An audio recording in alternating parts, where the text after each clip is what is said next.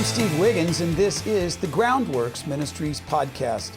Today we're reading from the book of Judges, chapter 9, and let's focus on verses 2 through 5.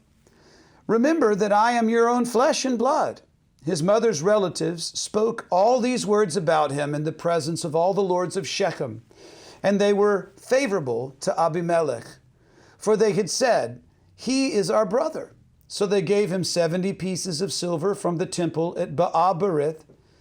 Abimelech hired worthless and reckless men with his money, and they followed him. And he went to his father Gideon's house in Ophrah, and he killed his 70 brothers, the sons of Jerubbaal, that is Gideon, on top of a large stone. But Jotham, the youngest son of Jerubbaal, survived because he hid himself. Now Abimelech was the son of Gideon that he fathered with his Shechemite concubine. We find it in Judges chapter 8, verses 30 and 31. Gideon had 70 sons, his own offspring, since he had many wives. And his concubine was in Shechem also, bore him a son, and named him Abimelech.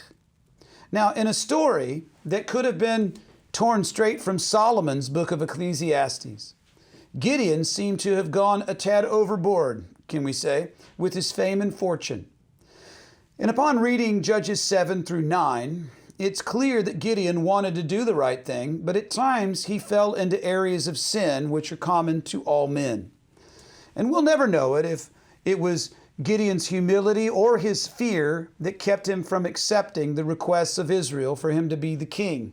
But in the end, Gideon's compromise was that he chose to sire a child with a foreign woman.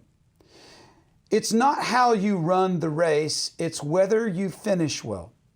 So perhaps the story of Gideon's compromise is a strong reminder for us to be content with what the Lord has given us. We don't need to court the world's affections. As the hymnist once wrote, "All I have needed, thy hand hath provided, great is thy faithfulness." So let's not rest in past spiritual victories, but instead ask the Lord to reveal those areas where we've compromised, where we have supplemented the Lord's provision with the world's perversion.